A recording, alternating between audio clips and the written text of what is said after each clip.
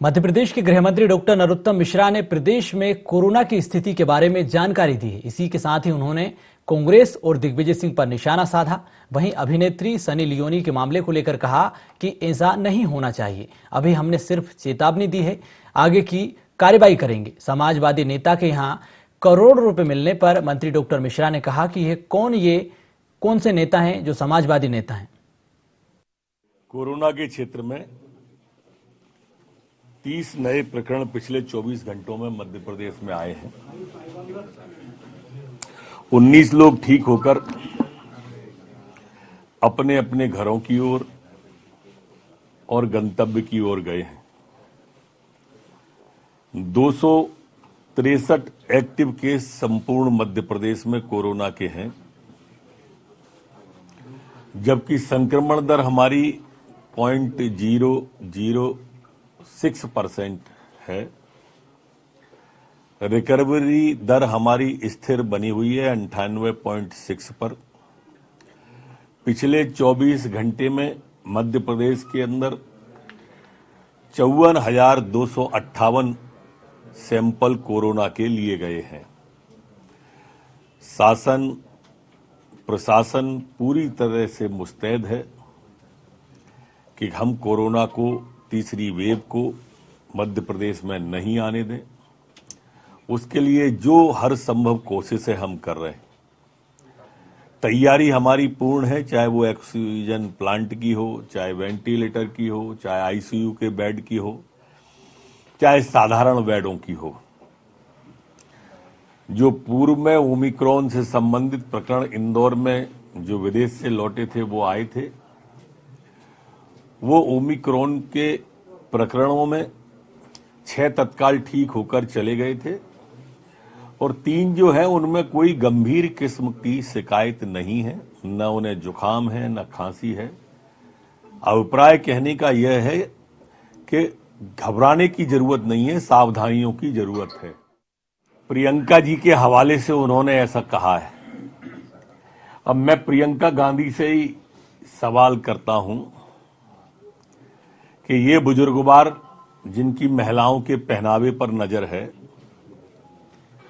इनकी सोच के बारे में प्रियंका जी सोचें। कभी महिलाओं को टंचमाल कहते हैं, कभी महिलाओं को आइटम कहते हैं। आपका मैं लड़की हूं, लड़ सकती हूं, इस सोच से आपके इन बुजुर्गवार नेता की सोच कहां तक मेल खाती है, प्रियंका जी थोड़ा स्पष्ट कर दें। अब कह दिया कि बदल दिया जाएगा, चेंज कर दिया जाएगा, अच्छी बात है, इससे इस मामले का पटाक्षेप हो जाता है। लेकिन हम लगातार डावर को भी उन्होंने भी बदला, सब्यसाची मुखर्जी, तनिष्का, अब ये सनी लियोनी जी। मेरा कहना है कि ऐसा होना ही नहीं चाहिए कि खेद व्यक्त करना पड़े या माफी मांगनी पड़े या हमको कानूनी कार्रवाई करनी पड़े। आप किसी की भी भावना को आहत होने का अपने कार्यक्रमों में प्रसारित न करें, न इस तरह के गाने बनाएं, न फिल्मांकन करें। अभी हम इस मामले में अभी तक तो चेतावनी दे रहे हैं जिससे आप हटा रहे हो। आगे पुनरावृत्ति अगर किसी ने भी की तो हम चेतावनी भी नहीं देंगे, सीधी कार्रवाई करेंगे। कांग्रेस पर कुछ बचा ही नहीं है। उनकी गलती की वजह से चलता हुआ चुनाव रुका। हम सबको साथ लेके चुनाव कर रहे थे, उसमें पिछड़े भी थे, सामान्य भी थे, एससी भी थे, एसटी भी थे। लेकिन इनको चूंकि हार का डर सताता है और ये कोर्ट में पहुंच गए। कोर्ट में गए और चैलेंज किया कि हमने जो अध्यादेश लाए हैं वो गलत है, लेकिन कोर्ट ने स्टे नहीं दिया। फिर दोबारा हाई कोर्ट गए, फिर तिवारा गए, फिर चौथी बार गए, ग्वालियर, इंदौर, जबलपुर, सब जगह गए, लेकिन कहीं से भी कांग्रेस के लोग जो कहते थे हाई कोर्ट ने उसको नहीं माना और अध्यादेश को सही माना, तो ये सुप्रीम कोर्ट चले गए। सुप्रीम कोर्ट ने वापस हाई कोर्ट में भेज दिया, फिर वापस हाई कोर्ट से नहीं मिली तो ये कांग्रेस के सांसद, कांग्रेस के जो नेता हैं जाफर जी और वो जो बहन छिंदवाड़ा से हैं, इन्होंने एक नया गवली केस उखाड़ दिया और परिणाम दुष्परिणाम के रूप में आया और पूरी की पूरी हमारे पिछड़े वर्ग की आबादी को चुनाव लड़ने से ही वंचित कर दिया गया आरक्षण को। ये स्पष्ट हो गया है ये कौन सा समाजवाद है।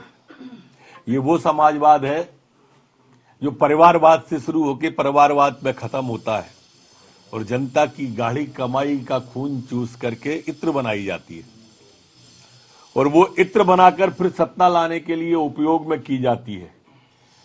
आज इनकी दीवारों में वो खून सड़ रहा है, जहां से भी खुरच रहे हैं वहीं से नोट बरस रहे हैं सब समाजवादियों इत्र के।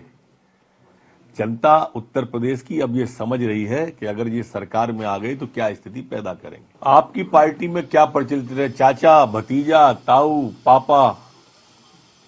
आप वो समाजवाद की बात करो जो परिवारवाद से शुरू हो गई, परिवारवाद पे खत्म होता है।